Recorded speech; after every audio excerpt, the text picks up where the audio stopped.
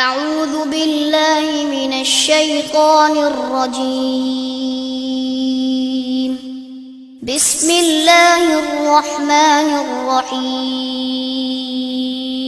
إن الحمد لله نحمده ونستعينه ونستغفره ونعوذ بالله من شرور أنفسنا ومن سيئات أعمالنا من يهده الله فلا مضل له ومن يضلل فلا هادي له وأشهد أن لا إله إلا الله وحده لا شريك له وأشهد أن محمدا عبده ورسوله يا أيها الذين آمنوا اتقوا الله حق تقاته ولا تموتن إلا وأنتم مسلمون يا أيها الناس اتقوا ربكم الذي خلقكم من نفس واحدة وخلق منها زوجها وبث منهما رجالا كثيرا ونساء واتقوا الله الذي تساءلون به والأرحام إن الله كان عليكم رقيبا يا أيها الذين آمنوا اتقوا الله وقولوا قولا سديدا يصلح لكم أعمالكم ويغفر لكم ذنوبكم ومن يطع الله ورسوله فقد فاز فوزا عظيما أما بعد فإن خير الحديث كتاب الله وخير الهدي هدي محمد صلى الله عليه وسلم وشر الأمور محدثاتها وكل محدثة بدعة وكل بدعة ضلالة وكل ضلالة في النار قال تعالى الطلاق مرتان فإمساك بمعروف أو تسريح بإحسان۔ اللہ رب العزت سورہ بقرہ کی آیت نمبر 229 میں ارشاد فرماتے ہیں الطلاق مرتان، یہ طلاق دو مرتبہ دینا ہے۔ فَإِمْسَاكٌ بِمَعْرُوفٍ أَوْ تَسْرِيحٌ بِإِحْسَانٍ، پھر معروف کے ساتھ، اچھے طریقے کے ساتھ بیوی کو رکھ لینا ہے، روک لینا ہے۔ او تسریح بإحسان، یا نیکی کے ساتھ اسے چھوڑ دینا ہے۔ ولا يحل لكم ان تأخذوا مما آتيتموهن شيئا، اور تمہارے لیے حلال نہیں ہے کہ تم کچھ بھی لو اس میں سے جو تم ان بیویوں کو دے چکے ہو، الا ان يخافا الا يقيما حدود اللہ، مگر یہ کہ وہ دونوں اس بات سے ڈرتے ہوں کہ وہ اللہ کی حدود قائم نہیں کر سکیں گے۔ فَإِنْ خِفْتُمْ أَلَّا يُقِيمَا حُدُودَ اللَّهِ، پس اگر تمہیں ڈر ہو کہ وہ دونوں اللہ کی حدود قائم نہیں کر سکیں گے، فَلَا جُنَاحَ عَلَيْهِمَا، تو ان دونوں پہ کوئی گناہ نہیں ہے، فِي مَفْتَدَتْ بِهِ، اس فدیے میں جو وہ اسے ادا کرے۔ تِلْكَ حدود اللہ، یہ اللہ کی حدود ہیں۔ فلا تعتدوها، پس انہیں تجاوز نہ کرو، انہیں کراس نہ کرو۔ ومن يتعد حدود اللہ، اور جو اللہ کی حدود کو کراس کرے گا، فاولئک هم الظالمون، پس یہی لوگ ظالم ہیں۔ یہ تھا آیت نمبر 229 کا آسان ترجمہ۔ اب ہم اس آیت کے الفاظ، مفردات اور تفسیر کی طرف آتے ہیں۔ اللہ تعالیٰ فرماتے ہیں الطلاق مرتان فَإِمْسَاكٌ بِمَعْرُوفٍ أَوْ تَسْرِيحٌ بِإِحْسَانٍ۔ الطلاق، اس کا ترجمہ کیا جا رہا ہے یہ طلاق۔ یہ کا ترجمہ کہاں سے آیا؟ کیونکہ طلاق کے اوپر الف لام داخل ہے، اور یہ الف لام عہد کے لیے ہے، یعنی کہ اشارہ اس طلاق کی طرف ہے جس کا تذکرہ پہلے سے ہو رہا ہے، اور جس طلاق کا پہلے سے تذکرہ ہو رہا ہے وہ طلاق رجعی ہے، یعنی کہ وہ طلاق ہے جس کے بعد خاوند عدت کے دوران اپنی بیوی سے رجوع کر سکتا ہے۔ تو الطلاق مرتان، یہ طلاق پھر کون سی ہوئی؟ رجعی طلاق۔ تو الطلاق، یہ طلاق مرتان، دو مرتبہ ہے۔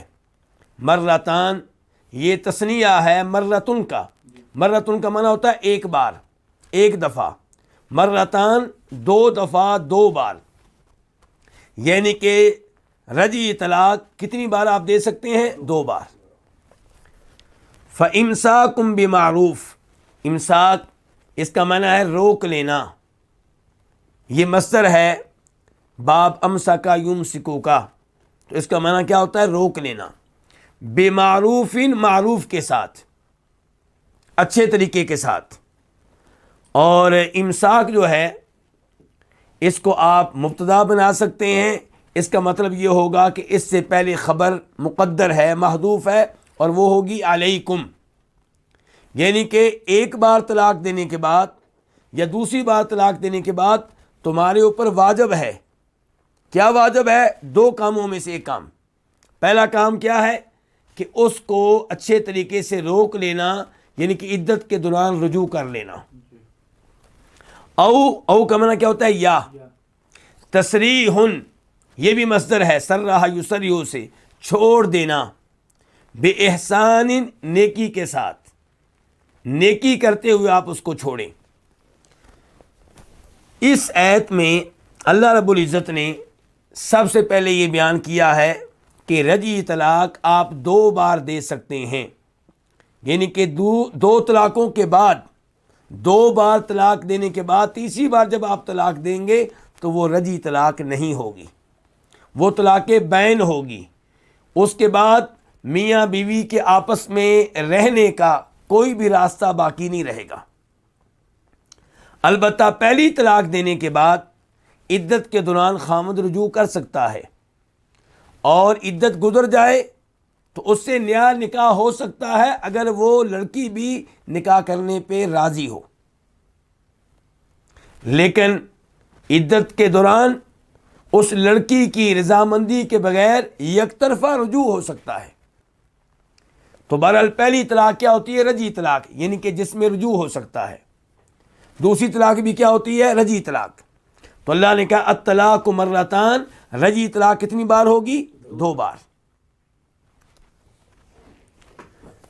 یہاں پہ یہ بیان کر دینا مناسب ہوگا کہ اللہ نے کہا ہے کہ یہ طلاق 2 بار دینی ہے، یعنی کہ اگر کوئی ایک بار کہہ دے کہ تمہیں 3 طلاقیں ہیں تو وہ ایک ہی طلاق قرار پائے گی، اگر کوئی ایک ہی بار کہہ دے کہ تمہیں 5 طلاقیں ہیں وہ ایک ہی طلاق قرار پائے گی۔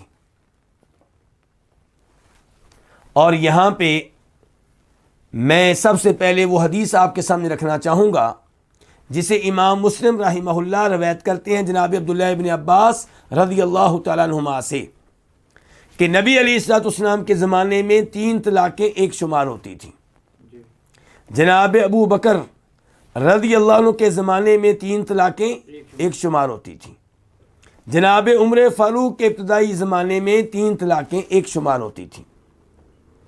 پھر انہوں نے کہا کہ لوگ اس کام میں جلد بازی کر رہے ہیں جس میں انہیں مہلت دی گئی تھی، تو کیوں نہ ہم 3 کو 3 شمار کریں۔ اس کے بعد انہوں نے 3 کو 3 شمار کرنا شروع کر دیا۔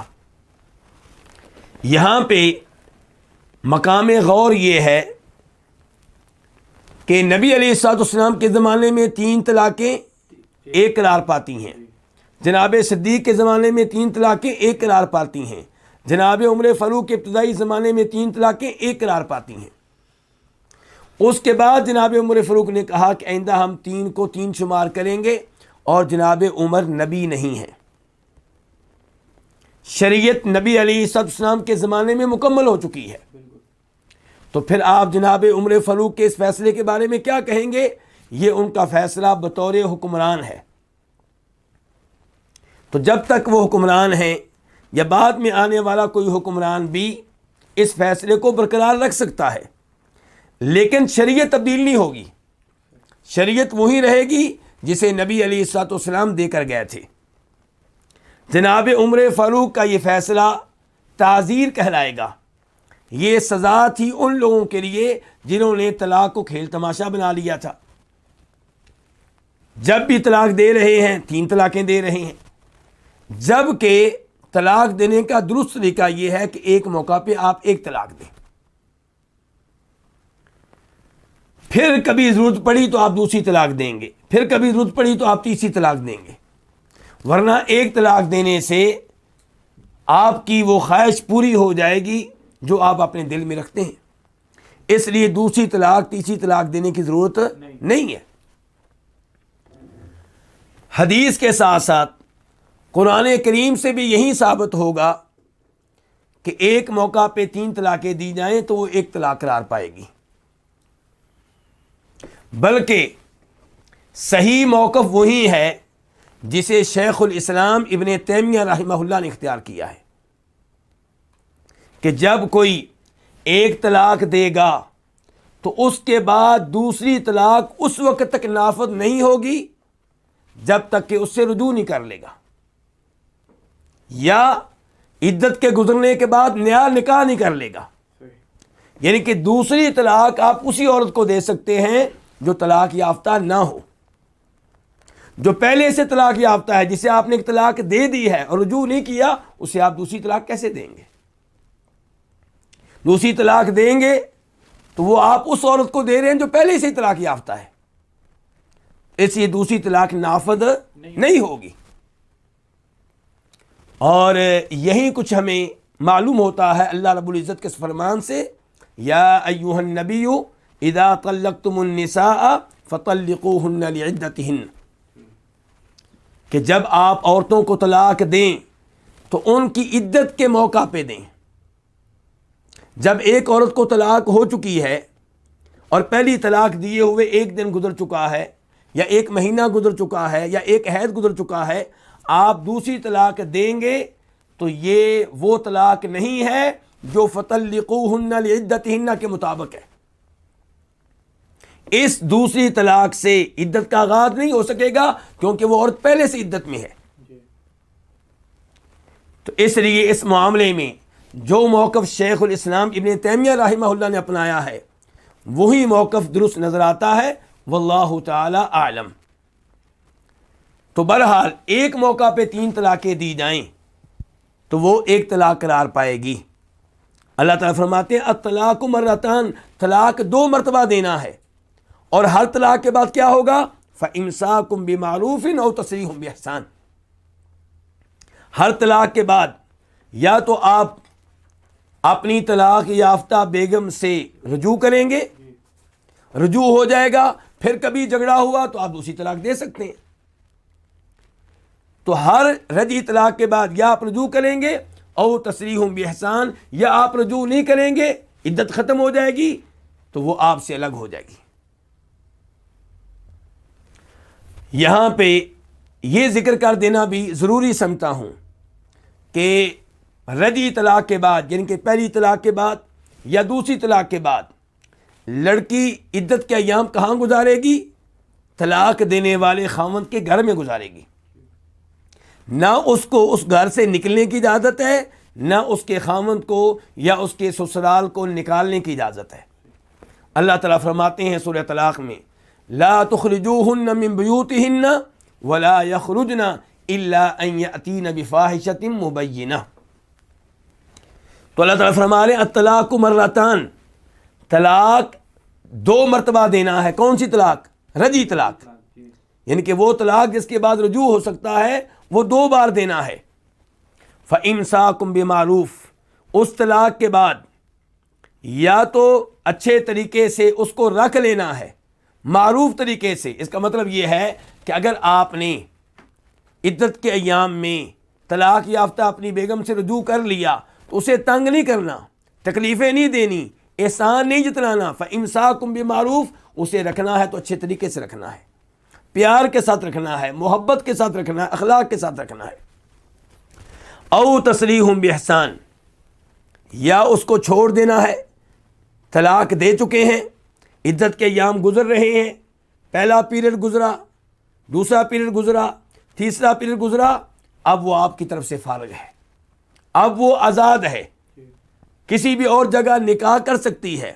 تو آپ نے جب اس کو فارغ کرنا ہے تو نیکی کے ساتھ فارغ کرنا ہے۔ بہتر یہ ہے کہ اس موقع پہ آپ اسے کچھ تحائف دیں، کچھ کپڑے دیں، وہ نہ لیں یہ الگ بات ہے، لیکن نیکی کے ساتھ رخصت کریں، اس موقع پہ اسے تنگ نہ کریں۔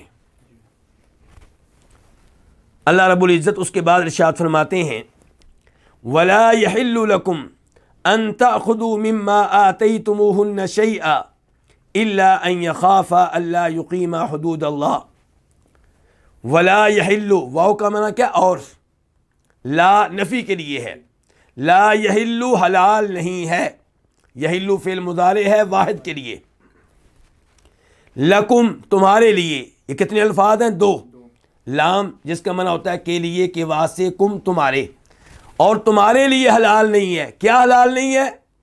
لا یحل کا فاعل کیا ہے؟ ان تأخذوا، تمہارے لیے حلال نہیں ہے ان تأخذوا کہ تم لو، کیا لو؟ شیئن، کچھ بھی۔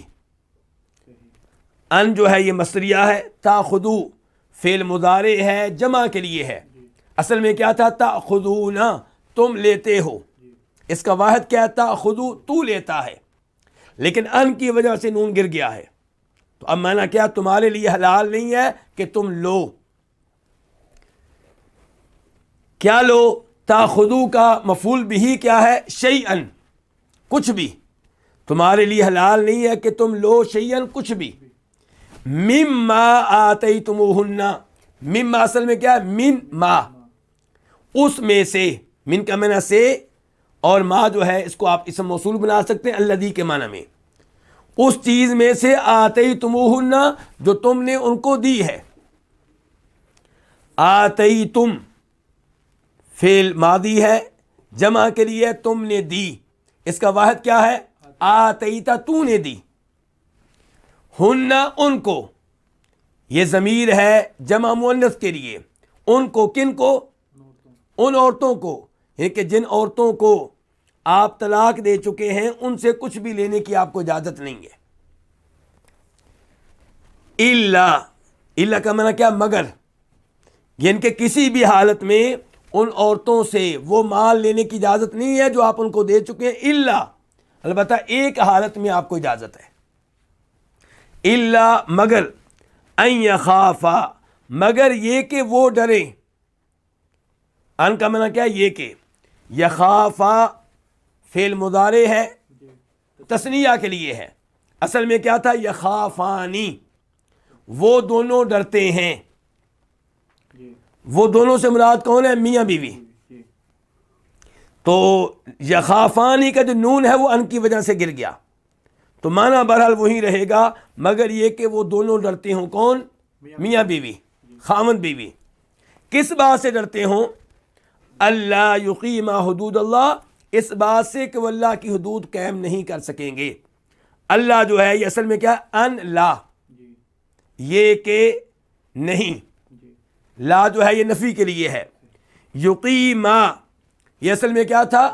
یقیمانی، فعل مضارع ہے تثنیہ کے لیے، یعنی کہ دو کے لیے، تثنیہ کا مطلب ہوتا ہے دو، اس کا واحد کیا ہوتا ہے؟ یقیمو، یقیمو وہ قائم کرتا ہے، یقیمانی وہ دونوں قائم کرتے ہیں، تو الا ان یخافا، مگر یہ کہ وہ دونوں ڈرتے ہوں اس بات سے کہ اللہ یقیما، کہ وہ قائم نہیں کر سکیں گے، کیا نہیں قائم کر سکیں گے؟ حدود اللہ، اللہ کی حدود، حدود حد کی جمع ہے۔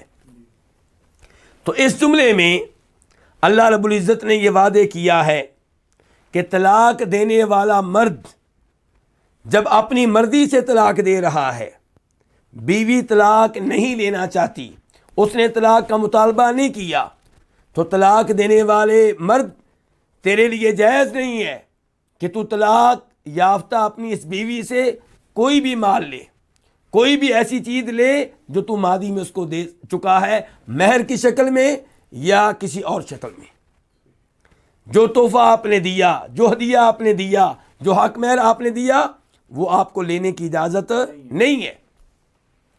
اللہ رب العزت نے یہی چیز سورہ نساء میں بیان کی ہے، آیت نمبر 20 میں، آیت نمبر 21 میں اللہ تعالیٰ وہاں پہ فرماتے ہیں وَإِنْ أَرَدْتُمُ اسْتِبْدَالَ زَوْجٍ مَكَانَ زَوْجٍ وَآتَيْتُمْ إِحْدَاهُنَّ قِنْطَارًا فَلَا تَأْخُذُوا مِنْهُ شَيْئًا أَتَأْخُذُونَهُ بُهْتَانًا وَإِثْمًا مُبِينًا وَكَيْفَ تَأْخُذُونَهُ وَقَدْ أَفْضَىٰ بَعْضُكُمْ إِلَىٰ بَعْضٍ وَأَخَذْنَا مِنْكُمْ مِيثَاقًا غَلِيظًا۔ آپ اپنی بیوی کو فارغ کرنا چاہتے ہیں، کسی اور لڑکی سے شادی کرنا چاہتے ہیں، اور جس لڑکی کو آپ طلاق دینا چاہ رہے ہیں اس کو آپ نے حق مہر دیا تھا، بہت زیادہ دیا تھا، اس حق مہر میں سے ایک پیسہ بھی لینے کی آپ کو اجازت نہیں ہے۔ کیسے آپ لیں گے؟ جبکہ آپ اس سے صحبت کر چکے ہیں، ایک بار یا کئی بار جمع کر چکے ہیں، جمع کر لینے کے باوجود اب طلاق دیتے ہوئے اس سے مال لینا یہ آپ کے لیے جائز نہیں ہے۔ تو یہی کچھ اللہ تعالیٰ یہاں پہ بیان کر رہے ہیں کہ وَلَا يَحِلُّ لَكُمْ، تمہارے لیے حلال ہی نہیں ہے، یعنی کہ ایسا مال اگر آپ لے لیتے ہیں اس کو تنگ کر کے تو حرام کا مال ہے، وہ آپ کے لیے جائز نہیں ہے۔ وَلَا يَحِلُّ لَكُمْ، تمہارے لیے حلال نہیں ہے، أَن تَأْخُذُوا، کہ تم لو، مِمَّا آتَيْتُمُوهُنَّ شَيْئًا، اس میں سے جو آپ ان کو دے چکے ہیں، شیئاً کچھ بھی۔ اور ہمارے معاشرے میں لوگ طلاق بھی دیتے ہیں اور کوشش کرتے ہیں کہ حق مہر واپس لیں، حق مہر میں جو زیورات دیے تھے وہ واپس لیں، بعد میں کپڑے وغیرہ دیے تھے تحفہ میں وہ واپس لیں، گھڑی دی تھی تحفہ میں وہ واپس لیں۔ طلاق دینے کے باوجود اسے تنگ کیا جاتا ہے، تو اللہ تعالیٰ کہہ رہے ہیں ایسا کرنا جائز نہیں ہے۔ البتہ ایک شکل میں عورت سے حق مہر واپس لینے کی اجازت ہے، وہ کیا؟ الا ان یخافا الا یقیما حدود اللہ، جب دونوں یہ سمجھتے ہیں کہ ہم اللہ کی حدود کو قائم نہیں کر سکیں گے، یعنی کہ بیوی بھی یہ سمجھتی ہے کہ میں خاوند کے حقوق ادا نہیں کر سکتی، میں اس خاوند کے ساتھ نہیں رہ سکتی، مجھے اس سے علیحدگی چاہیے۔ جب بیوی کا یہ مطالبہ ہوگا کہ مجھے علیحدگی چاہیے، تب خاوند اس سے حق مہر کا مطالبہ کر سکتا ہے۔ اللہ رب العزت نے یہ بات مزید وضاحت کے ساتھ اس جملے میں بیان کی ہے جو اس کے بعد آ رہا ہے۔ اللہ تعالیٰ فرماتے ہیں فَإِنْ خِفْتُمْ أَلَّا يُقِيمَا حُدُودَ اللَّهِ فَلَا جُنَاحَ عَلَيْهِمَا فِي مَا افْتَدَتْ بِهِ۔ فَإِنْ، ان شرطیہ ہے، کیا معنی ہے اس کا؟ اگر۔ خفتم فعل ماضی ہے، جمع کے لیے ہے، تمہیں ڈر ہو، اس کا واحد کیا ہے؟ خفتہ، تجھے ڈر ہو۔ تو فَإِنْ خفتم، اگر تمہیں ڈر ہو، مخاطب کون ہے یہاں پہ؟ دونوں میاں بیوی۔ یہاں پہ میاں بیوی کے رشتہ دار مخاطب ہیں، وقت کے حکمران مخاطب ہیں، قاضی اور جج مخاطب ہے، وہ سب لوگ مخاطب ہیں جن کا میاں بیوی کے معاملے سے تعلق اور واسطہ ہے اور جو ان کے معاملے میں اپنا کردار ادا کر سکتے ہیں۔ فَإِنْ خِفْتُمْ، پس اگر تمہیں ڈر ہو، کس بات کا؟ اللہ، اللہ اصل میں کیا؟ ان لا، جیسا کہ پچھلے جملے میں گفتگو ہو چکی ہے کہ اللہ یقیما حدود اللہ، پس اگر تمہیں ڈر ہو کہ وہ دونوں اللہ کی حدود قائم نہیں کر سکیں گے، فلا جناح، تو کوئی گناہ نہیں ہے، کوئی حرج نہیں ہے۔ لا نفی جنس کے لیے ہے، جناح کوئی گناہ، کوئی حرج نہیں ہے، علیہما ان دونوں پہ، کن دونوں پہ؟ میاں بیوی پہ، ان دونوں پہ کوئی گناہ نہیں ہے۔ کس معاملے میں کوئی گناہ نہیں ہے؟ فی مفتدت بھی، اس میں جو فدیہ کے طور پہ وہ دے، کون دے؟ وہ بیوی، بھی اس کو، کس کو؟ خاوند کو۔ ما اسم موصول ہے الذی کے معنی میں، افتدت فعل ماضی ہے، مؤنث کے لیے ہے، افتدت اس نے فدیہ دیا، اس کا واحد مذکر کے لیے کیا ہوگا؟ افتدا، اس ایک مرد نے فدیہ دیا، افتدت اس ایک عورت نے فدیہ دیا۔ افتدت بھی، ہی کی ضمیر کدھر جا رہی ہے؟ مرد کی طرف جا رہی ہے۔ تو اس جملے میں اللہ رب العزت نے خلا کے احکام بیان کیے ہیں، اور یہاں پہ پہلے میں یہ وضاحت کر دوں کہ خلا کا لفظ عربی میں ہے خلع، یعنی کہ لام کے اوپر آپ سکون اور جزم پڑھیں گے، لیکن اردو میں خلا کہا جاتا ہے، اس لیے میں بھی خلا ہی کہوں گا۔ تو اللہ رب العزت نے یہاں پہ خلا کے احکام بیان کیے ہیں۔ خلا کسے کہتے ہیں؟ خلا کا مطلب یہ ہے کہ عورت خاوند سے علیحدگی کا، طلاق کا جدائی کا مطالبہ کرتی ہے اور اس کے عوض میں مال دینے کے لیے تیار ہے، مال دیتی ہے، حق مہر دیتی ہے۔ جب کبھی خاوند اور بیوی کے مابین جدائی ہوگی اس بنیاد پہ کہ بیوی حق مہر یا اس کا کچھ حصہ واپس کر رہی ہے تو اسے خلا کہا جائے گا، چاہے اس میں لفظ خلا کا استعمال ہوا ہو یا نہ ہوا ہو۔ مثال کے طور پہ عورت کہتی ہے مجھے طلاق دو، خاوند کہتا ہے طلاق لینا چاہتی ہو تو میرا حق مہر واپس کرو۔ عورت کہتی ہے ٹھیک ہے میں حق مہر واپس کرتی ہوں، وہ کہتا ہے ٹھیک ہے میں نے تمہیں طلاق دی، تو اس طلاق کو کیا کہا جائے گا؟ خلا کہا جائے گا، کیونکہ یہاں پہ علیحدگی مال کے عوض میں ہوئی ہے۔ بیوی نے مال دیا ہے، حق مہر دیا ہے یا حق مہر کا کچھ حصہ دیا ہے، تو اسے کیا کہا جائے گا؟ خلا کہا جائے گا۔ تو اللہ تعالیٰ یہاں پہ بیان کر رہے ہیں کہ جب بیوی علیحدگی کا مطالبہ کرے اور عدالت یہ سمجھے، رشتہ دار یہ سمجھیں، ثالثی کونسل یہ سمجھے، پنچایت یہ سمجھے کہ واقعی یہ دونوں اب آپس میں مل کر نہیں رہ سکتے، اگر رہیں گے تو اللہ کے حدود کو، اللہ کے احکام کو پامال کریں گے، اللہ کی شریعت کی خلاف ورزی کریں گے، تو اس شکل میں خلا واقع ہو جائے تو اس میں کوئی حرج نہیں ہے، کوئی گناہ نہیں ہے۔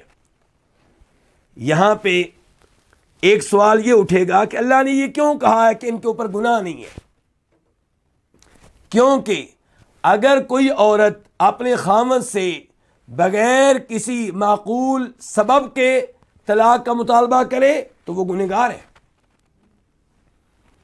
ابو داؤد شریف کی صحیح حدیث ہے جس کے راوی جناب ثوبان رضی اللہ تعالی عنہ ہیں کہ فرمایا نبی علیہ الصلوۃ والسلام نے ایما امرأۃ سألت زوجها طلاقا فی غیر ما بأس فحرام علیہا رائحۃ الجنہ، کوئی بھی عورت بغیر کسی سبب کے اپنے خاوند سے طلاق کا مطالبہ کرے گی تو اس پہ جنت کیا، جنت کی خوشبو بھی حرام ہے۔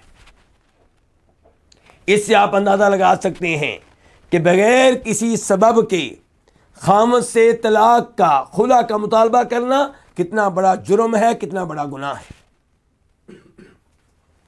اس لیے عورت جب بھی طلاق کا مطالبہ کرے اس کے پیچھے کوئی معقول سبب ہونا چاہیے۔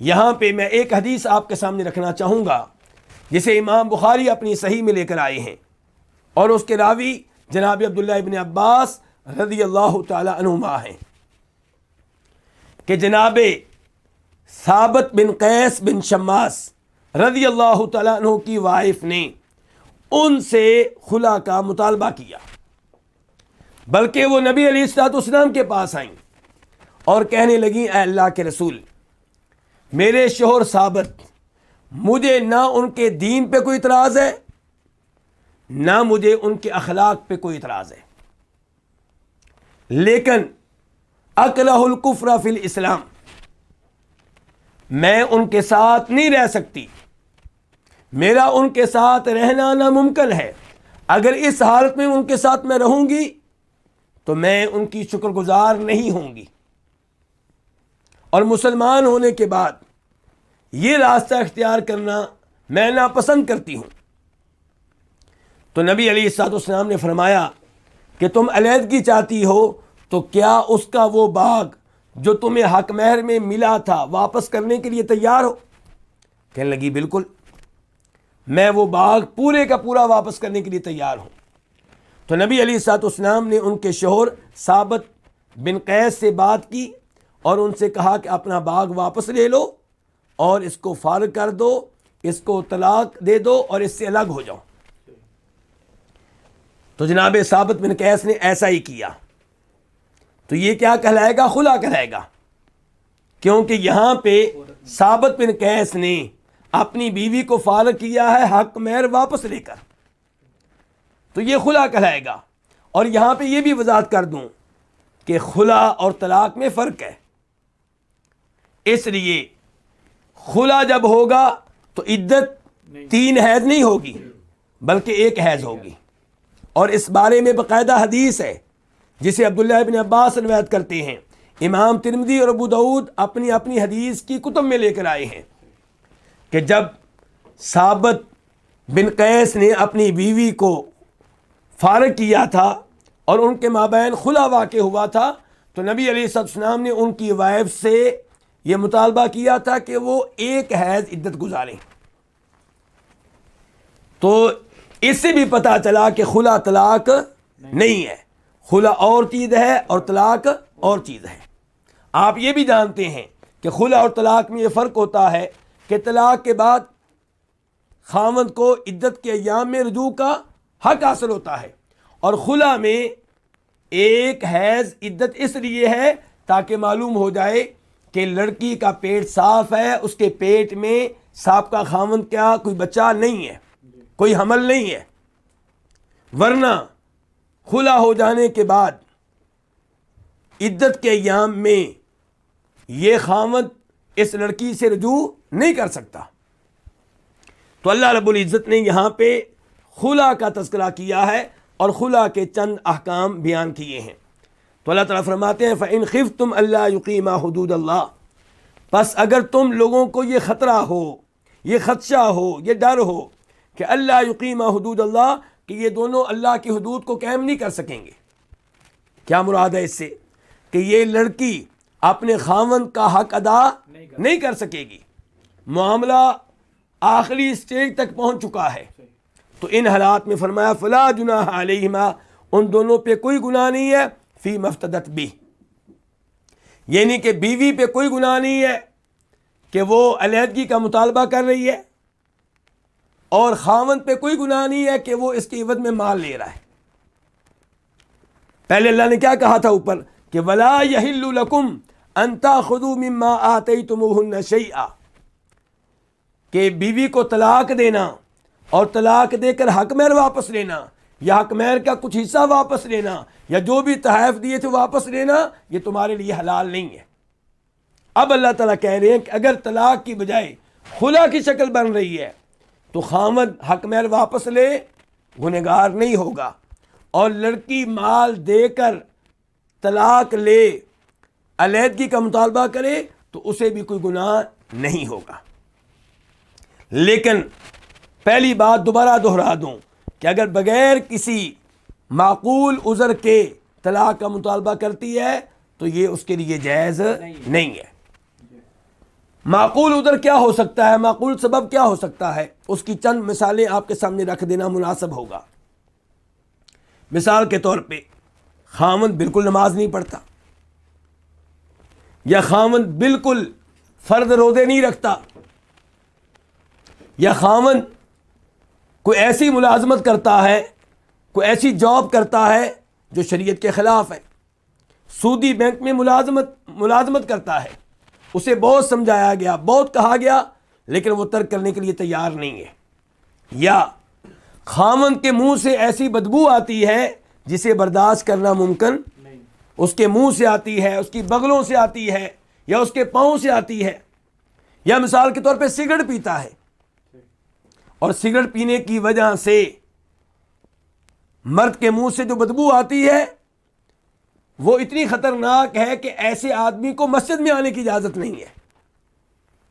نبی علیہ الصلوۃ والسلام نے کیا کہا تھا کہ جس نے کچا پیاز کھایا ہو یا تھوم کھایا ہو ہماری مسجد کے قریب بھی نہ آئے. اور وجہ کیا بیان کی تھی؟ کیونکہ اس سے دوسرے لوگوں کو تکلیف ہوتی ہے، فرشتوں کو تکلیف ہوتی ہے. تو شریعت یہ کیسے ممکن ہے کہ لڑکی کو مجبور کرے کہ وہ خاوند جس کے منہ سے بدبو آتی ہے اس کے ساتھ زندگی گزارے؟ صرف بدبو نہیں آتی بلکہ یہ وہ بدبو ہے جو دیگر کئی امور کے لحاظ سے بھی نقصان دہ ہے، کسی بیماری کا سبب بن سکتی ہے. بدبو کو برداشت کرنا ایک چیز، دوسرے نمبر پہ وہ بدبو بعد میں کسی بیماری کا سبب بن سکتی ہے. اس لیے اگر خاوند سگریٹ پیتا ہے اسے سمجھایا جاتا ہے، بار بار کہا جاتا ہے، بات نہیں آتا، اور لڑکی خدا کا مطالبہ کرتی ہے تو وہ حق بجانب ہے. یا یہاں پہ یہ بھی ذکر کر دوں، خاوند کی شکل و صورت ایسی ہے کہ لڑکی سمجھتی ہے کہ میں اس کے ساتھ بالکل نہیں رہ سکتی. خودکشی کر لوں گی لیکن اس کے ساتھ نہیں رہ سکوں گی. جب معاملہ اتنا خطرناک ہو رہا ہو تو پھر یہاں پہ خلا کا جواز نکلتا ہے. لیکن ایک لڑکی کہتی ہے کہ کوئی مسئلہ نہیں ہے سوائے اس کے کہ میرا دل اس مرد کی طرف مائل نہیں ہوتا, میرے دل میں اس کی محبت پیدا نہیں ہو رہی. تو یہ کوئی ایسا سبب نہیں ہے جس کی وجہ سے خلا کا مطالبہ کیا جائے. اللہ رب العزت ارشاد فرماتے ہیں تلک حدود اللہ, یہ اللہ کی حدود ہیں, فلا تعتدوها, تو ان کو تجاوز نہ کرو. اللہ نے جو احکام یہاں پہ بیان کیے ہیں کوئی بھی ان کو کراس کرنے کی کوشش نہ کرے. مثال کے طور پہ خامد بیوی کے مطالبے کے بغیر اسے طلاق دیتا ہے اور ساتھ ساتھ حق مہر بھی مانگ رہا ہے, تو یہ اللہ کی حدود کو کیا کر رہا ہے؟ کراس کر رہا ہے. لڑکی بغیر کسی وجہ کے خامد سے طلاق کا مطالبہ کرتی ہے صرف اس لیے کہ کسی اور کے ساتھ یاری لگ چکی ہے, تو یہ اللہ کی حدود کو کیا کر رہی ہے؟ کراس کر رہی ہے. تو اللہ تعالیٰ فرما رہے ہیں تلک حدود اللہ, یہ اللہ کی حدود ہیں, یہ اللہ کے بیان کردہ احکام ہیں. فلا تعتدوها, ان کو کراس نہ کرو. تل کا اس میں اشارہ ہے. حدود اللہ حد, حدود اللہ حد کی جمع ہے. فلا تعتدوها لا نہیں کے لیے ہے, منع کرنے کے لیے ہے. تعتدو اصل میں کیا تھا؟ تعتدون, فعل مضارع ہے, جمع کے لیے ہے. تم تجاوز کرتے ہو, تم کراس کرتے ہو, لیکن نون گر گیا ہے لا کی وجہ سے, اور اب معنی کیا ہو گیا؟ لا تعتدو, تم کراس نہ کرو, تجاوز نہ کرو. ہاں یہ ضمیر کہاں جا رہی؟ حدود کی طرف. ان حدود کو, اللہ کی حدود کو کراس نہ کرو.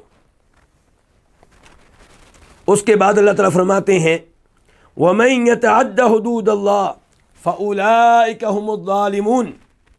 من کا منع کیا ہے؟ جو یتعدی کراس کرے, تجاوز کرے. یتعدی اصل میں کیا تھا؟ یتعدی, یا آخر سے گر گئی ہے, کس کی وجہ سے؟ من کی وجہ سے. یتعدی وہ کراس کرتا ہے, وہ تجاوز کرتا ہے. حدود اللہ, اللہ کی حدود کو. یتعدی جو ہے یہ فعل مضارع ہے. فاولئک, اولئک کیا ہے؟ اس میں اشارہ, تو یہی لوگ ہیں. اور ہم جو ہے اس کے آنے سے اولئک کے معنی میں تاکید پیدا ہو گئی ہے, یہی لوگ ظالم ہیں. جو اللہ کی حدود کو کراس کریں وہ کیا ہے؟ ظالم ہیں. الظالمون یہ جمع ہے کس کی؟ ظالم کی. ظالمون ظلم کرنے والے, ظالمون ظلم کرنے والا. تو اللہ نے اس آخری جملے میں وارننگ دی ہے کہ جو میرے ان احکام کی پرواہ نہیں کرے گا, ان کے معاملے میں مجھ سے نہیں ڈرے گا, میری ان حدود کو کراس کرے گا, تو یہ ظالم ہے.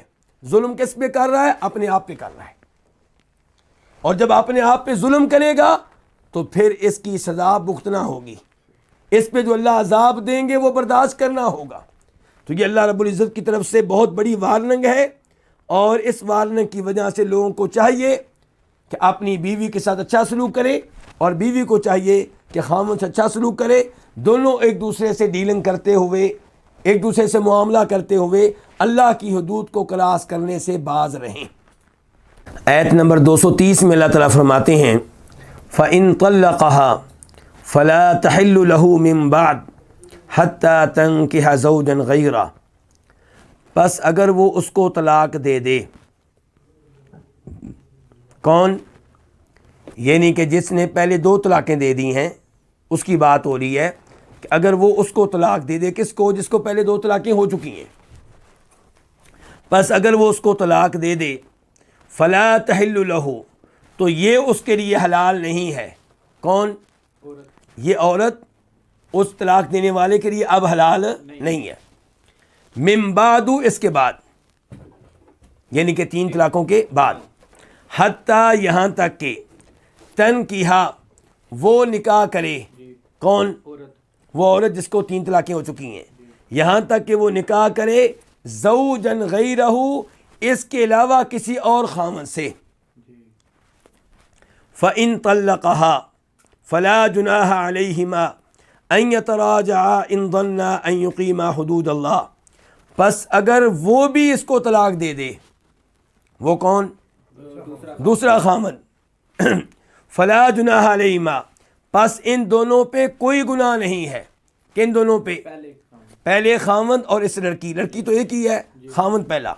پس اگر وہ بھی اس کو طلاق دے دے تو ان دونوں پہ کوئی گناہ نہیں ہے. ان یتراجعا، اس بارے میں کہ یہ دونوں رجوع کر لیں. ان ظنا، اگر یہ دونوں گمان کریں، ان یقیما، کہ یہ قائم کر سکیں گے، حدود اللہ، اللہ کی حدود کو. وَتِلْكَ حدود اللہ، اور یہ اللہ کی حدود ہیں. یبینھا، جنہیں اللہ تعالیٰ واضح کر رہا ہے. لقوم، ان لوگوں کے لیے، یعلمون، جو علم رکھتے ہوں. یہ تھا اس آیت کا آسان ترجمہ. اب ہم اس آیت کے مختلف جملوں کی طرف آتے ہیں، الفاظ اور مفردات کی وضاحت کریں گے اور تفسیر کو جاننے کی کوشش کریں گے. فَإِن طَلَّقَهَا، ان شرطیہ ہے، کیا معنی؟ اگر. طلقا، فعل ماضی ہے واحد کے لیے، وہ طلاق دے دے. اور یہ پہلے وضاحت ہو چکی، کون طلاق دے دے؟ وہ مرد جو پہلے اپنی بیوی کو کتنی طلاقیں دے چکا ہے؟ 2. پس اگر وہ طلاق دے دے ہاں اس کو، اس لڑکی کو جس کو پہلے 2 طلاقیں دے چکا ہے. فلا تحلو، تو یہ حلال نہیں ہے. لا تحلو، لا نفی کے لیے ہے جس کا معنی ہے نہیں. تحلو، یہ حلال، یہ حلال نہیں ہے. لا تحلو ملا کے یہ حلال نہیں ہے. تحلو یہ فعل مضارع ہے واحد مؤنث کے لیے. تحلو وہ حلال ہے، تو لا کی وجہ سے وہ حلال نہیں ہے. لہو، اس کے لیے. کس کے لیے؟ جس نے 2 طلاقیں دے دی ہیں. لہو 2 لفظ ہیں، لام اور ہو. لام کا معنی کیا؟ کے لیے، کے واسطے. اور ہو ضمیر جا رہی ہے اسی مرد کی طرف جو تیسری طلاق دے چکا ہے. من بعدو، اس کے بعد. کس کے بعد؟ 3 طلاقیں ہو جانے کے بعد. حتی، یہ حرف غایت ہے، یہاں تک کہ. کب تک یہ حلال نہیں ہے؟ یہاں تک کہ تنکیحا، فعل مضارع ہے واحد مؤنث کے لیے. یہاں تک کہ یہ نکاح کرے. یہ کون؟ یہ لڑکی جس کو 3 طلاقیں ہو چکی ہیں. تنکیحا فعل مضارع اصل میں کیا تھا؟ تنکیحو. آخری جو حرف ہے اس کے اوپر زبر آئی ہے، کس کی وجہ سے؟ حتیٰ کی وجہ سے. ورنہ اصل میں کیا تھا؟ تنکیحو، وہ نکاح کرتی ہے. تو یہاں تک کہ وہ نکاح کرے. زوجن، کسی خامن سے. غیرہ، اس کے علاوہ. کس کے علاوہ؟ پہلے خامن کے علاوہ جو 3 طلاقیں دے چکا ہے. یہاں پہ سب سے پہلے یہ بیان کرنا چاہوں گا کہ اللہ رب العزت نے یہاں پہ تیسری طلاق کا تذکرہ کیا ہے. 2 طلاقوں کا تذکرہ ہو چکا تھا اللہ تعالیٰ کے ان الفاظ میں، الطلاق مرتان، کہ رجی طلاقیں کتنی ہیں؟ 2 بار ہیں. اب یہاں پہ تیسری طلاق ہے. اس سے پتہ چلا کہ 2 طلاقوں اور تیسری طلاق کے درمیان میں جو گفتگو ہو رہی تھی وہ طلاق کے بارے میں نہیں تھی بلکہ خلا کے بارے میں تھی. اور اس سے یہ بھی پتہ چلا کہ خلا طلاق نہیں ہے. خلا کے احکام اور ہیں، طلاق کے احکام اور ہیں. اسی لیے ہم نے کہا تھا کہ خلا کے بعد عدت 1 حید ہے، 3 حیض نہیں ہے. فَإِن طَلَّقَهَا، پس اگر یہ بھی اس کو طلاق دے دے تو اب یہ پہلے خامن کے لیے حلال نہیں ہے. کب تک حلال نہیں ہے؟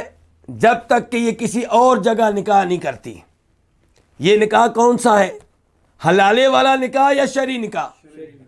تو یہاں پہ مراد شرعی نکاح ہے، کیونکہ اللہ رب العزت قرآن حکیم میں جب لفظ نکاح کا تذکرہ کریں گے تو اس کا اطلاق کس کے اوپر ہوگا؟ شرعی نکاح کے اوپر ہوگا.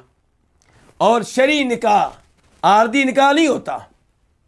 شرعی نکاح وہ ہوتا ہے جس میں میاں بیوی آپس میں نکاح کرتے ہیں اور ارادہ یہ ہوتا ہے کہ ہمیشہ ہمیشہ ایک ساتھ رہیں گے. بعد میں طلاق کی نوبت آ سکتی ہے, جدائی کی نوبت آ سکتی ہے, لیکن نکاح کرتے ہوئے ارادہ یہ ہوگا کہ یہ نکاح ہمیشہ ہمیشہ کے لیے ہے. حتیٰ تنکح زوجا غیرہ, تو یہاں پہ تذکرہ شرعی نکاح کا ہے.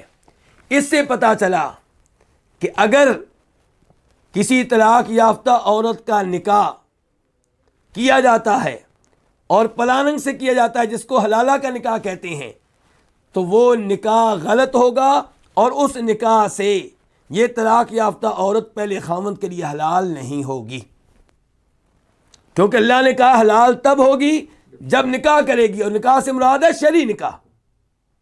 حلالہ شرعی نکاح نہیں ہے, بلکہ حلالہ وہ عمل ہے جس پہ شریعت نے لعنت کا تذکرہ کیا ہے.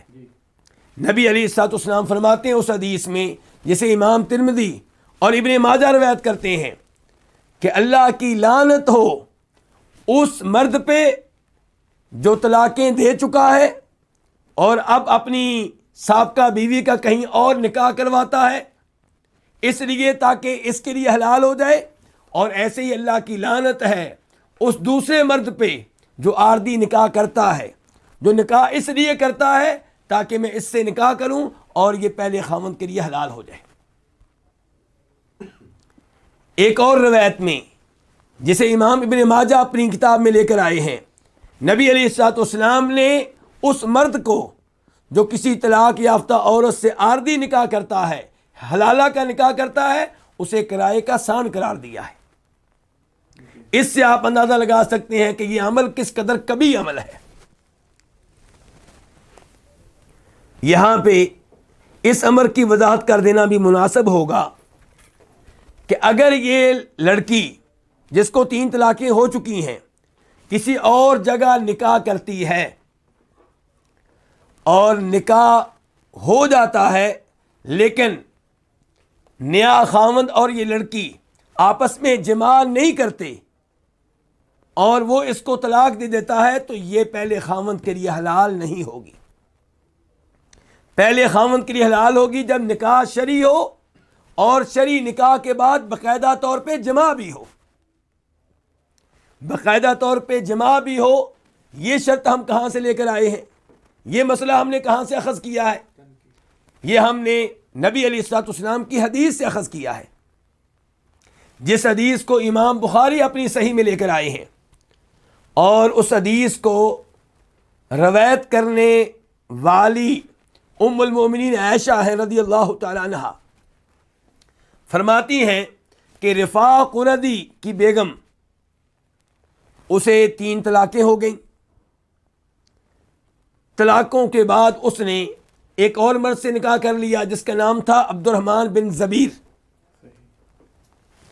اب یہ عورت نبی علیہ الصلوۃ والسلام کے پاس آئی اور کہنے لگی اللہ کے رسول, میرے سابقہ خاوند نے رفاع قردی نے مجھے آخری طلاق بھی دے دی, اس کے بعد میں نے عبد الرحمن بن زبیر سے نکاح کیا, لیکن عبد الرحمن بن زبیر جماع کرنے کی طاقت نہیں رکھتا. تو نبی علیہ الصلوۃ والسلام نے ارشاد فرمایا, کیا تو دوبارہ اپنے سابقہ خاوند رفاع قردی کے پاس جانا چاہتی ہے؟ نہیں, تمہاری یہ خواہش پوری نہیں ہوگی جب تک کہ تو عبد الرحمن بن زبیر سے باقاعدہ جماع نہیں کرے گی. باقاعدہ جماع ہو جائے اس کے بعد وہ طلاق دے, تب تو سابقہ خاوند کے پاس جا سکتی ہے, اس سے نیا نکاح ہو سکتا ہے, ورنہ یہ تمہاری خواہش پوری نہیں ہو سکے گی. اس سے کیا پتہ چلا کہ جس عورت کو 3 طلاقیں ہو جائیں, 3 طلاقیں ہونے کے بعد کسی اور مرد سے نکاح کرے اور نکاح شرعی ہو اور اس کے ساتھ جماع کر چکی ہو, اس کے بعد وہ طلاق دے دے کسی وجہ سے یا فوت ہو جائے, تو اب یہ پہلے خاوند کے لیے حلال ہے, یعنی کہ وہ اس سے نیا نکاح کر سکتا ہے, ورنہ اس کے لیے حلال نہیں ہے. تو اللہ رب العزت ارشاد فرماتے ہیں فَإِن طَلَّقَهَا, پس اگر وہ اس کو طلاق دے دے، کون سی طلاق؟ تیسری طلاق، فلا تحل لہ، تو یہ اس کے لیے حلال نہیں ہے اس کے بعد، کس کے بعد؟ تیسری طلاق کے بعد، حتیٰ تنکیحا، یہاں تک کہ یہ عورت نکاح کرے زوجن غیرہ، اس کے علاوہ کسی اور خاوند سے۔ اس کے بعد اللہ تعالیٰ فرماتے ہیں فَإِن طَلَّقَهَا فَلَا جُنَاحَ عَلَيْهِمَا أَن يَتَرَاجَعَا إِن ظَنَّا أَن يُقِيمَا حُدُودَ اللَّهِ۔ فَإِن، ان کا معنی کیا؟ اگر، طلقا، وہ طلاق دے دے، اب طلاق دینے والا کون ہے؟ دوسرا خاوند، ہاں اس کو، یہ کہ جس نے اب نیا نکاح کیا تھا، فلا جناح، تو کوئی حرج نہیں ہے، کوئی گناہ نہیں ہے، اس جملے کی پہلے وضاحت ہو چکی ہے، علیہما، ان دونوں پہ، کن دونوں پہ؟ پہلے خاوند پہ اور اس عورت پہ کوئی گناہ نہیں ہے۔ کس معاملے میں گناہ نہیں ہے؟ ان یتراجع، اس معاملے میں کوئی گناہ نہیں ہے کہ اب یہ دونوں رجوع کر لیں۔ تو یہاں پہ ان یتراجع، ان مصدریہ ہے، یتراجع فعل مضارع ہے تثنیہ کے لیے، اصل میں تھا یتراجعانی، وہ دونوں رجوع کرتے ہیں، نون گر گیا کس کی وجہ سے؟ ان کی وجہ سے، تو ان دونوں کے رجوع کرنے میں کوئی حرج نہیں ہے۔ ان ظنّا، ان شرطیہ اگر، ظنّا فعل ماضی ہے تثنیہ کے لیے، اگر یہ دونوں گمان کریں، کون دونوں؟ یہ لڑکی اور اس کا پہلا خاوند، اگر ان دونوں کا یہ گمان ہو ان یقیما، کہ وہ قائم کر لیں گے حدود اللہ، اللہ کی حدود کو، ان یقیما حدود اللہ، اس کی وضاحت پہلے ہو چکی ہے۔ اس جملے کی تفسیر کیا ہے؟ اللہ رب العزت اس جملے میں یہ وعدے کر رہے ہیں کہ اگر دوسرا خاوند جس نے شرعی نکاح کیا اور ہم بستری بھی کر چکا، جماع بھی کر چکا، وہ اب طلاق دے دے اپنی مرضی سے، تو فلا جناح علیہما، تو ان دونوں کے اوپر کوئی گناہ نہیں ہے کہ یہ دونوں رجوع کر لیں۔ یہاں رجوع سے مراد کون سا رجوع ہے؟ یہاں رجوع سے مراد یہ ہے کہ آپس میں اکٹھے ہو جائیں، آپس میں تعلقات قائم کر لیں، لیکن نئے نکاح کے ساتھ، نئے نکاح کے بغیر رجوع نہیں ہو سکے گا۔ ان یتراجع ان ظنّا ان یقیما حدود اللہ، آخر میں اللہ نے تنبیہ کی ہے کہ یہ طلاق یافتہ عورت جو اپنے سابقہ خاوند سے دوبارہ نکاح کرنا چاہ رہی ہے، یہ تب نکاح کرے اگر اس کو امید ہو کہ میں اس خاوند کے حقوق ادا کر سکوں گی اور اس کے ساتھ رہتے ہوئے اللہ رب العزت کے احکام پہ عمل پیرا ہو سکوں گی، اور ایسے ہی اس کے سابقہ خاوند کو بھی یہ امید ہو چلی ہو کہ اب میں اس لڑکی کے حقوق ادا کر سکوں گا اور اس کے ساتھ اللہ کی شریعت کے بتائے ہوئے احکام کے مطابق زندگی گزار سکوں گا۔ وَتِلْكَ حُدُودُ اللَّهِ، اللہ تعالیٰ کہتے ہیں تِلْكَ حُدُودُ اللَّهِ، یہ اللہ کی حدود ہیں۔ تل کا اس میں اشارہ ہے، اشارہ کن حدود کی طرف ہے؟ جو ابھی بیان ہوئی ہیں۔ مثال کے طور پہ اللہ نے کہا ہے کہ جس عورت کو 3 طلاقیں ہو جائیں وہ اپنے خاوند کے لیے حلال نہیں ہے، تو یہ اللہ کی حد ہے، یہ اللہ کا حکم ہے۔ اس کے بعد اللہ نے کہا ہے لیکن اگر یہ لڑکی کسی اور جگہ شرعی نکاح کرتی ہے اور حدیث سے ثابت ہے کہ ہم بستری بھی کر لیتی ہے اور وہ بھی طلاق دے دیتا ہے، تو پھر یہ دونوں آپس میں نیا نکاح کر سکتے ہیں، تو یہ بھی اللہ کی حد ہے۔ تو اگر یہ دونوں آپس میں نیا نکاح کرنا چاہتے ہیں تو کسی کو اس میں رکاوٹ نہیں بننا چاہیے، لیکن یہ دونوں آپس میں نیا نکاح کب کریں؟ اگر ان کو امید ہو چلی ہو کہ اب ہم ٹھیک ہو چکے ہیں، اب ہم سدھر چکے ہیں، اب ہم ایک ساتھ رہ سکتے ہیں۔ تو یہ سب اللہ کی حدود ہیں، یبینھا، جن کو اللہ کھول کھول کر بیان کر رہا ہے۔ یبینو فعل مضارع ہے، اس کا ماضی کیا ہے؟ بینا، تو یبینو وہ کھول کھول کر بیان کرتا ہے، واضح طور پہ بیان کرتا ہے۔ یبینھا، ان کو، کن کو؟ حدود کو، ضمیر حدود کی طرف لوٹ رہی ہے۔ اللہ ان حدود کو کھول کھول کے بیان کرتا ہے، کن کے لیے؟ لقوم یعلمون، ان لوگوں کے لیے جو علم رکھتے ہوں۔ یعلمون فعل مضارع ہے، جمع کے لیے ہے، وہ علم رکھتے ہیں، وہ جانتے ہیں۔ اس کا واحد کیا ہوتا ہے؟ یعلم، وہ جانتا ہے، اور یعلمون یہ صفت ہے کس کی؟ قوم کی۔ تو اللہ تعالیٰ یہ حدود ان لوگوں کے لیے کھول کھول کے بیان کر رہا ہے جو علم رکھتے ہوں۔ اس کا کیا مطلب؟ جو لوگ پہلے سے علم رکھتے ہیں ان کے لیے اللہ بیان کر رہا ہے۔ مراد یہ ہے کہ جو شعور رکھتے ہوں، جو بات کو سمجھنے والے ہوں، جو غور و فکر کرنے والے ہوں، جن میں علم قبول کرنے کی استعداد اور صلاحیت ہو، تو اللہ اس سے پتہ چلا کہ اللہ کے احکام بالکل واضح ہیں، لیکن کوئی غور و فکر کرنے والا ہو، کوئی شعور رکھنے والا ہو، کوئی سمجھنے والا ہو۔ اللہ تعالیٰ کے احکام میں کوئی ابہام نہیں ہے۔ جہاں کہیں شریعت کے کسی مسئلے میں ابہام ہوتا ہے وہاں پہ مسئلہ نص میں نہیں ہوتا، قصور نص کا نہیں ہوتا، کمی نص میں نہیں ہوتی، مسئلہ ان لوگوں میں ہوتا ہے جو اس پہ غور و فکر کرنے والے ہوتے ہیں، ان کی سمجھ میں کمی ہوتی ہے، ان کے غور و فکر کرنے میں کمی ہوتی ہے، یا نیت کی خرابی ہوتی ہے، ورنہ اللہ رب العزت کے بیان کردہ احکام بالکل واضح ہیں۔ اس کے بعد اللہ رب العزت ارشاد فرماتے ہیں وَإِذَا طَلَّقْتُمُ النِّسَاءَ فَبَلَغْنَ أَجَلَهُنَّ فَأَمْسِكُوهُنَّ بِمَعْرُوفٍ أَوْ سَرِّحُوهُنَّ بِمَعْرُوفٍ وَلَا تُمْسِكُوهُنَّ ضِرَارًا لِتَعْتَدُوا وَمَنْ يَفْعَلْ ذَلِكَ فَقَدْ ظَلَمَ نَفْسَهُ، اور جب تم عورتوں کو طلاق دو، فَبَلَغْنَ أَجَلَهُنَّ، تو وہ پہنچ جائیں اپنی مدت کو، اپنی عدت کو، فَأَمْسِكُوهُنَّ بِمَعْرُوفٍ، تو انہیں روک لو، انہیں رکھ لو، بِمَعْرُوفٍ، معروف طریقے سے، اچھے طریقے سے، او سَرِّحُوهُنَّ بِمَعْرُوفٍ، یا ان کو چھوڑ دو بِمَعْرُوفٍ، اچھے طریقے سے، وَلَا تُمْسِكُوهُنَّ ضِرَارًا، اور تم ان کو نہ روکو ان کو نقصان دینے کے لیے، لِتَعْتَدُوا، تاکہ تم ظلم و زیادتی کرو، وَمَنْ يَفْعَلْ ذَلِكَ فَقَدْ ظَلَمَ نَفْسَهُ،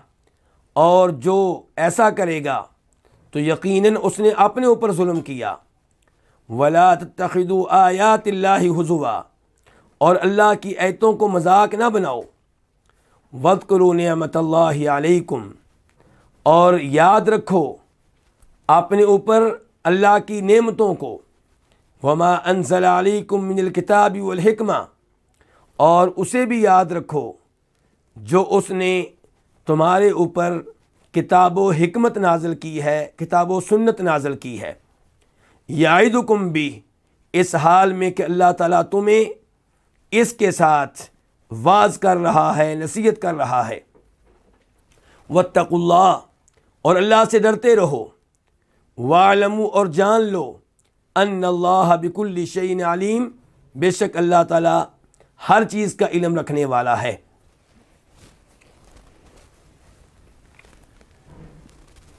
یہ تھی آیت نمبر 231۔ اس کا ترجمہ میں نے آپ کے سامنے پیش کیا۔ اب ہم اس آیت کے مختلف جملوں کی وضاحت کرنا چاہیں گے اور اس آیت کے الفاظ اور مفردات کا معنی بیان کرنا چاہوں گا۔ اذا کا معنی ہے جب، طلقتم، تم نے طلاق دی، فعل ماضی ہے جمع کے لیے، اس کا واحد ہے طلقتا، تو نے طلاق دی۔ طلقتم فعل ماضی ہے گزرے ہوئے زمانے کے لیے، لیکن ہم نے معنی کیا کیا؟ وَإِذَا طَلَّقْتُمْ، جب تم طلاق دو، مستقبل کا معنی کیا ہے، کس وجہ سے؟ اذا کی وجہ سے۔ اذا نے اس کے معنی کو مستقبل میں تبدیل کر دیا ہے۔ النساء، عورتیں، امراتن کی جمع ہے، فبلغنا اجلہن، فا الگ ہے اور بلغنا الگ ہے۔ بلغنا فعل ماضی ہے جمع کے لیے ہے، جمع مؤنث کے لیے، وہ پہنچ گئیں، اس کا واحد کیا؟ بلغت، وہ ایک عورت پہنچ گئی، بالغا وہ ایک مرد پہنچ گیا، تو بلغنا وہ پہنچ گئیں، اجلہن اپنے وقت کو، اپنی عدت کو، اجل کا معنی کیا؟ وقت، عدت، ہن وہ، مراد کون ہے؟ وہ عورتیں جن عورتوں کو طلاق ہو چکی ہے۔ فَأَمْسِكُوهُنَّ بِمَعْرُوفٍ أَوْ سَرِّحُوهُنَّ بِمَعْرُوفٍ، فَأَمْسِكُوهُنَّ یہاں پہ 3 الفاظ ہیں. ایک فا جس کا معنی ہم کریں گے تو، امسکو فعل امر ہے جمع کے لیے، اس کا واحد کیا؟ امسک، تو روک لے، تو رکھ لے. امسکو تم روک لو، تم رکھ لو. ہن ان کو، کن کو؟ ان عورتوں کو جن کو طلاق دے چکے ہو. بمعروف، معروف کے ساتھ، اچھے طریقے کے ساتھ. بمعروف کا تعلق کس سے ہے؟ امسکو سے، یعنی کہ ان عورتوں کو رکھ لو معروف طریقے سے، اچھے طریقے سے. او کا معنی کیا؟ یا. سرحوہن، سرحو فعل امر ہے جمع کریے، تم چھوڑ دو. ہن ان کو، بمعروف معروف طریقے سے. اللہ رب العزت اس جملے میں یہ وعدے کر رہے ہیں کہ جن عورتوں کو آپ نے طلاق دی ہے وہ عورتیں اپنی عدت میں رہیں گی، عدت کے ایام گزاریں گی. اور عدت کتنی ہوتی ہے اس کی وضاحت یہاں پہ نہیں آئی، لیکن اس کی وضاحت آیت نمبر 228 میں گزر چکی ہے. اللہ نے کہا تھا والمطلقات یتربصن بانفسہن ثلاثۃ قروء، وہ عورتیں جنہیں طلاق ہو چکی ہو وہ انتظار کریں گی کب تک؟ 3 حیض تک. تو طلاق یافتہ عورت کی عدت کتنی ہے؟ 3 حیض. لیکن اگر طلاق یافتہ عورت حالت حمل میں ہے تو اس کی عدت یہ ہے کہ حمل سے فارغ ہو جائے. اور اگر وہ اتنی بوڑھی ہے کہ اسے حیض کا خون نہیں آتا تو پھر اس کی عدت کتنی ہے؟ 3 مہینے. اور اگر اتنی چھوٹی ہے کہ اسے حیض کا خون نہیں آتا تو اس کی عدت بھی کیا ہے؟ 3 مہینے. تو جب طلاق یافتہ عورت اپنی عدت کو پہنچ جائے، یعنی کہ عدت کے ایام قریب آ جائیں، عدت ختم ہونے لگے، تو اب کیا کرنا ہے ان مردوں نے جنہوں نے طلاق دی ہے؟ فَأَمْسِكُوهُنَّ بِمَعْرُوفٍ، یا تو اسے معروف طریقے سے، اچھے طریقے سے رکھ لیں، یعنی کہ رجوع کر لیں. عدت ختم ہونے سے پہلے کیا کر لیں؟ رجوع کر لیں. اور اب انہیں اپنے گھر میں اچھے طریقے سے رکھیں، تنگ نہ کریں، تکلیف نہ دیں، اذیت نہ دیں، احسان نہ جتائیں. او سرحوہن بمعروف، یا فرمایا ان کو چھوڑ دو اچھے طریقے سے، یعنی کہ عدت ختم ہو رہی ہے، آپ رجوع نہ کریں تو عدت کے ختم ہوتے ہی وہ آپ سے اجنبی ہو چکی ہے، اب وہ آپ کی بیوی نہیں رہی، اب وہ جا سکتی ہے. اب آپ اسے جانے دیں لیکن اچھے طریقے سے. ایسا نہ ہو کہ جاتے ہوئے آپ اسے تنگ کریں، اس کی پٹائی کر ڈالیں، اسے تکلیف دیں، اس سے حق مہر واپس لینے کی کوشش کریں. تو کسی بھی طریقے سے اسے تنگ کرنے کی اجازت نہیں ہے. آپ دیکھیں کہ شریعت عورتوں کا کتنا خیال کرتی ہے. پہلے بھی کہا تھا الطلاق مرتان فامساک بمعروف او تسریح باحسان، کہ رجعی طلاق ایک بار ہوگی یا دوسری بار بھی جو طلاق ہوگی وہ بھی رجعی ہوگی.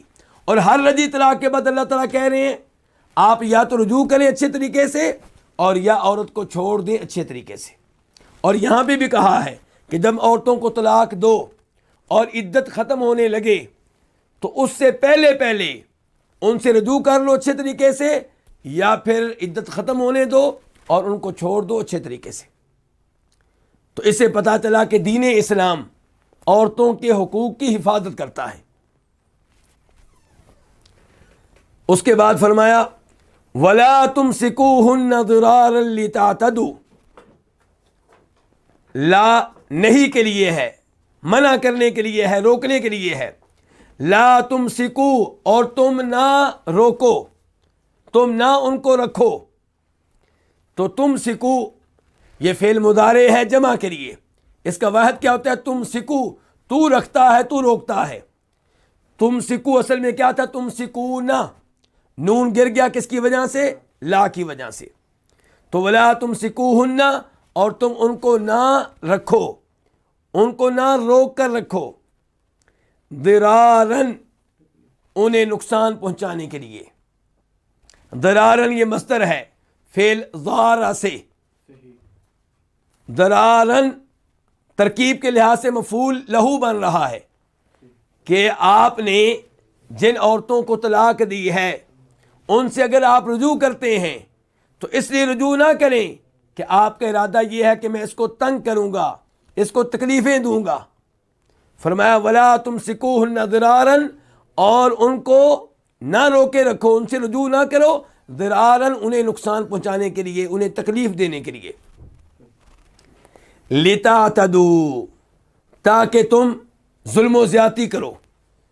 لام تعلیل کے لیے ہے، اور یہ بھی کہا گیا کہ لام عاقبت کے لیے ہے، بہرحال ہم اس کا منع کر لیتے ہیں تعلیل کا۔ تاکہ تعتدوا یہ فعل مضارع ہے، جمع کے لیے ہے، اصل میں کیا تھا؟ تعتدون، نون گر گیا ہے، تم تجاوز کرتے ہو، تم ظلم کرتے ہو، اور لتعتدوا جب ہوا تو معنی کیا ہوا؟ تاکہ تم ظلم و زیادتی کرو، یعنی کہ آپ اس لیے ان سے رجوع کرتے ہیں تاکہ آپ ان کو نقصان پہنچائیں اور ان کے اوپر ظلم و زیادتی کریں، تو یہ درست نہیں ہے۔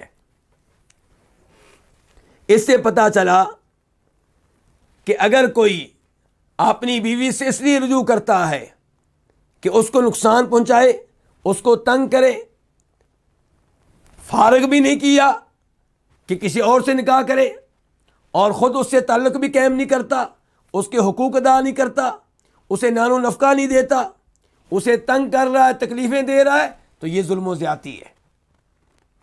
ظلم و زیادتی کا ارادہ کیا ہو یا نہ کیا ہو، یہ کیا ہے؟ ظلم و زیادتی ہے۔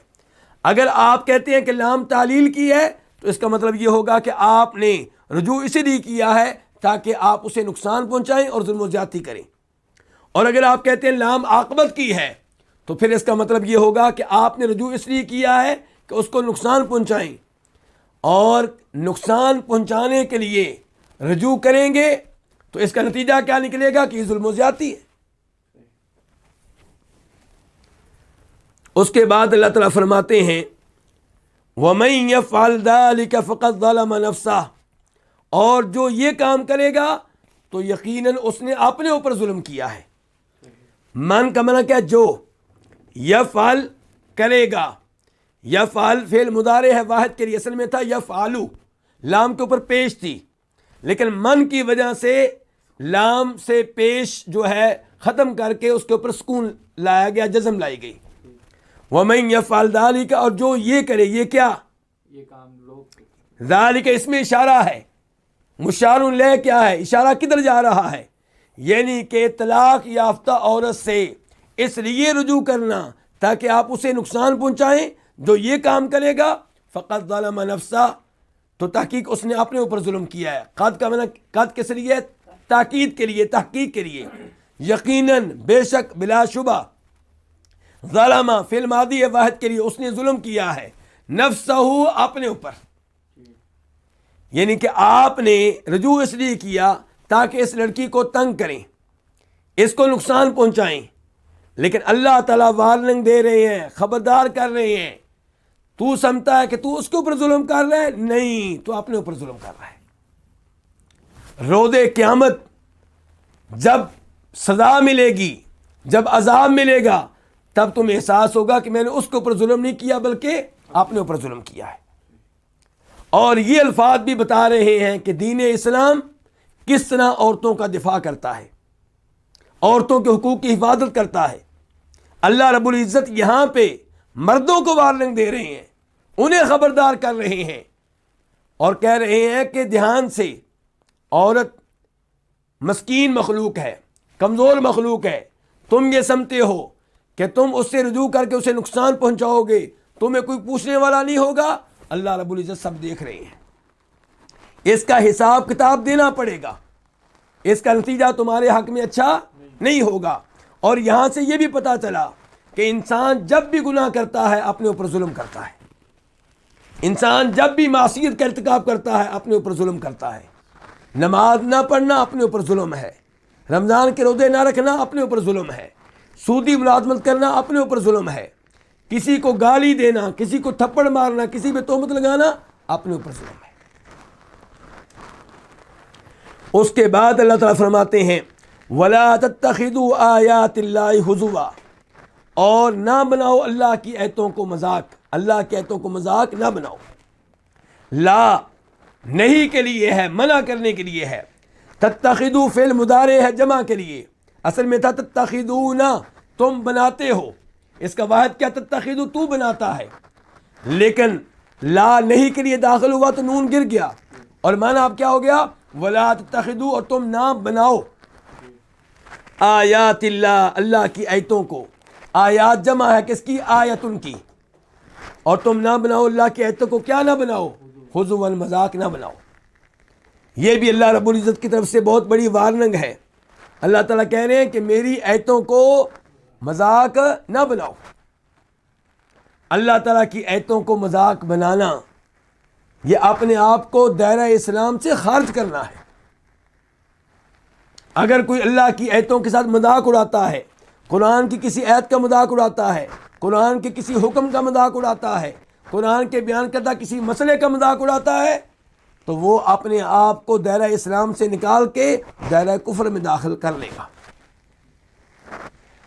اللہ رب العزت نے سورہ توبہ میں ارشاد فرمایا ان لوگوں سے جن لوگوں نے نبی علیہ الصلوۃ والسلام کے صحابہ کرام کا مذاق اڑایا تھا،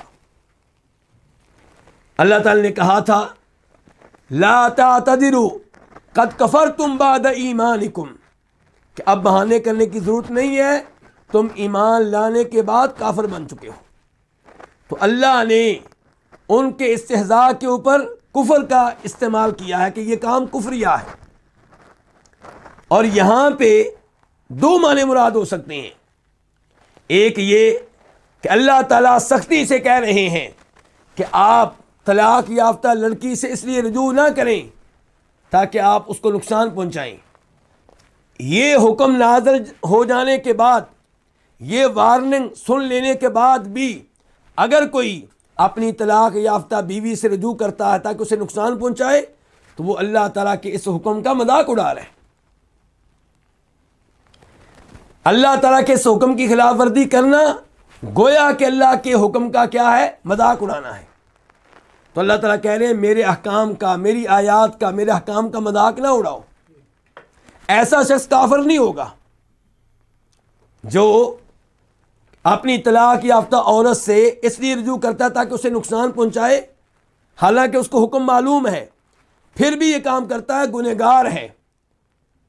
اس نے اپنے آپ کو اللہ تعالیٰ کے عذاب کا حقدار بنا لیا ہے، لیکن بہرحال یہ کام کفریہ نہیں ہے۔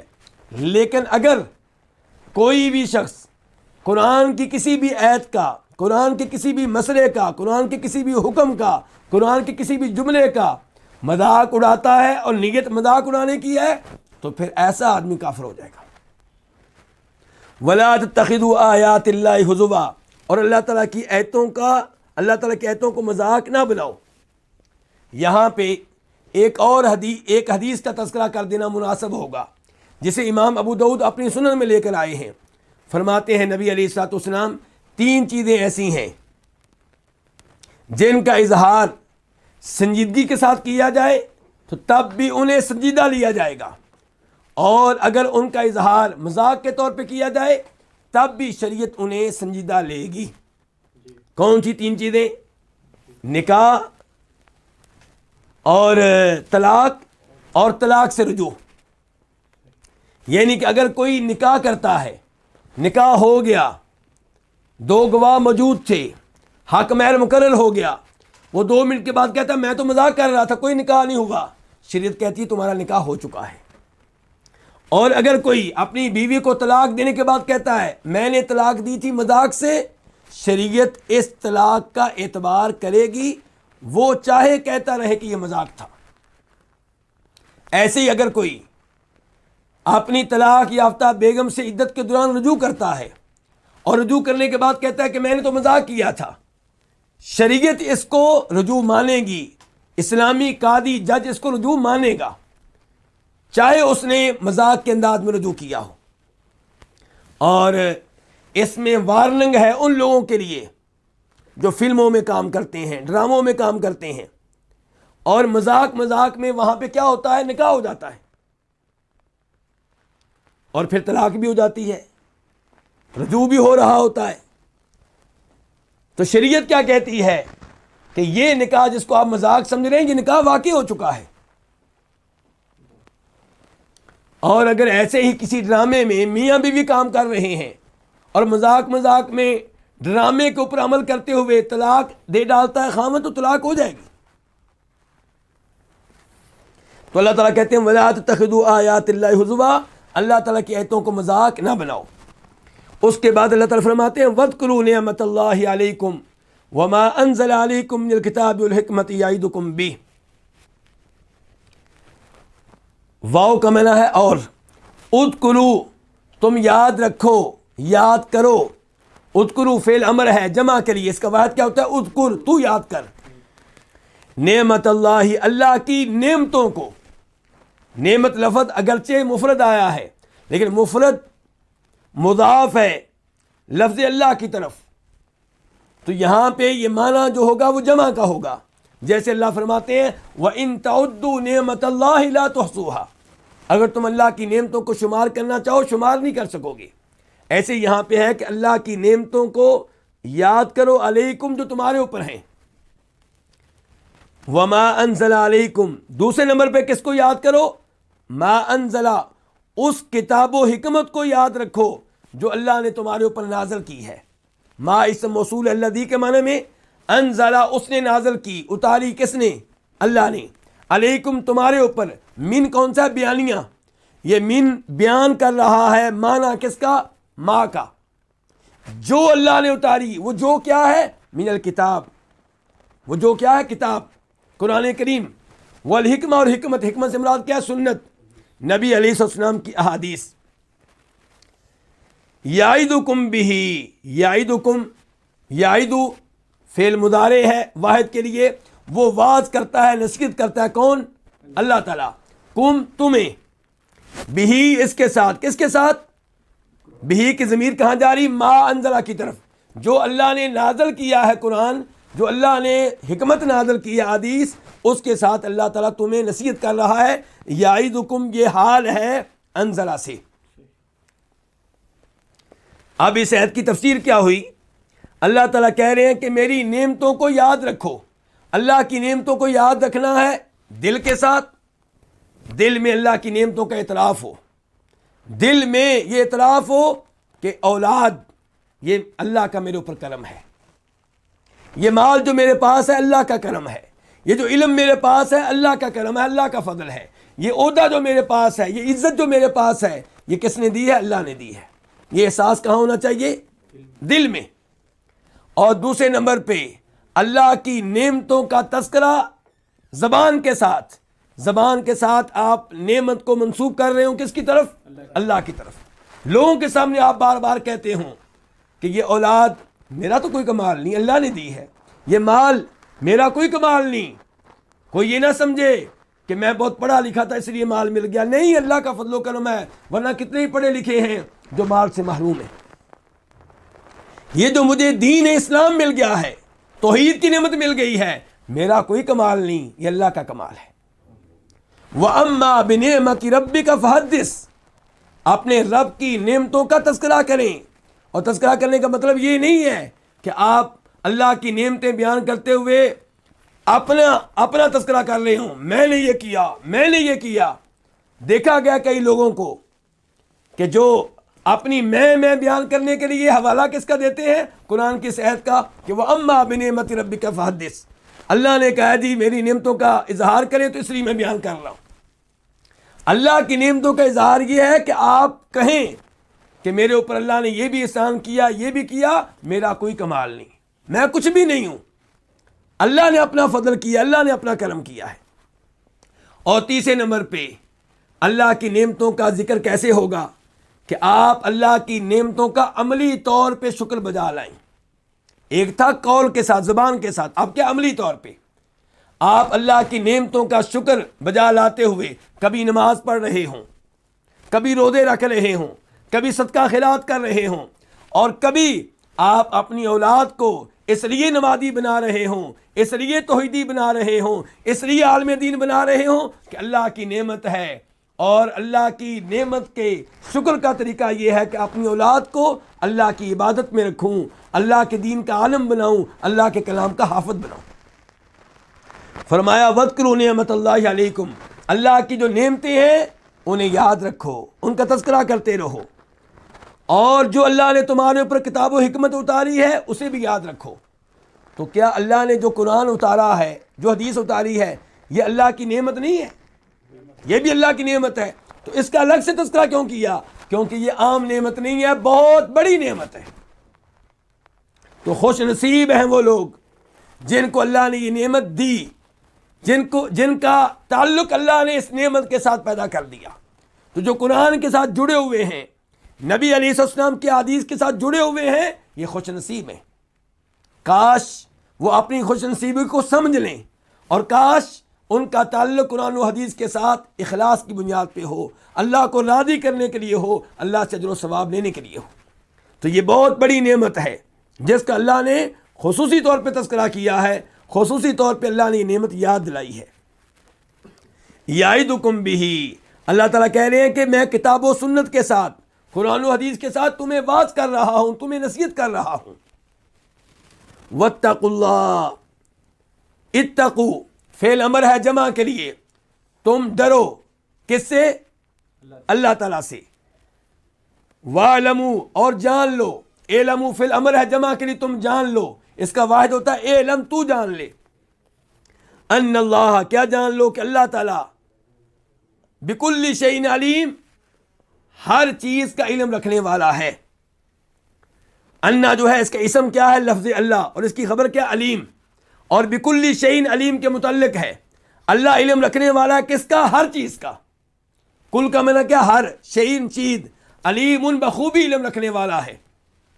ان الفاظ سے کیا پتہ چلا؟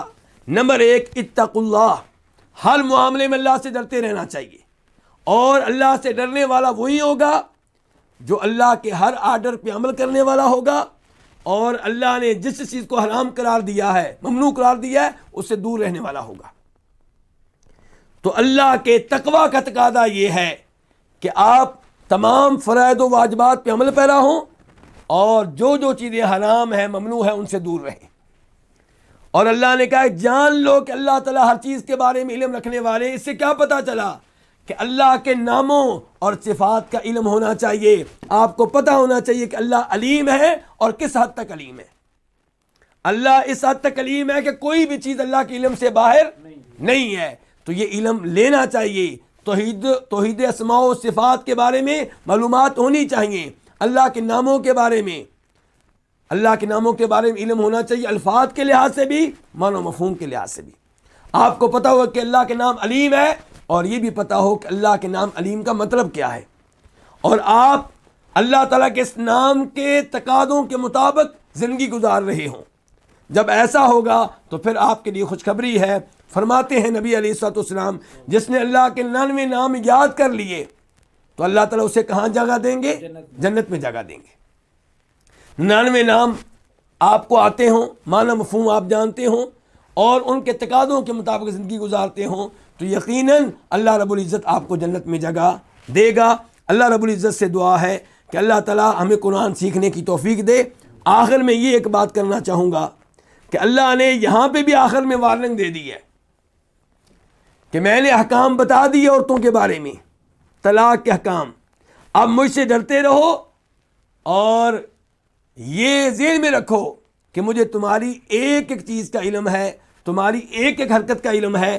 تم نے بیوی سے رجوع کیا ہے تو کیوں کیا ہے، اور اب اس پہ پابندیاں کیوں لگا رہے ہو، خرچہ کیوں کم کر دیا ہے، پہلے جیسا سلوک کیوں نہیں رہا۔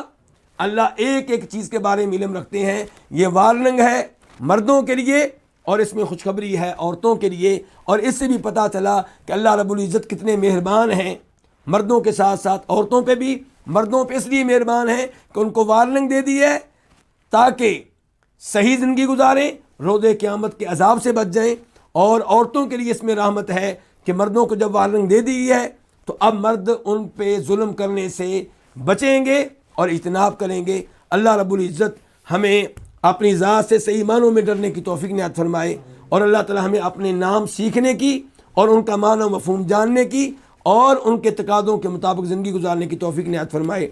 وآخر دعوانا الحمدللہ رب العالمین۔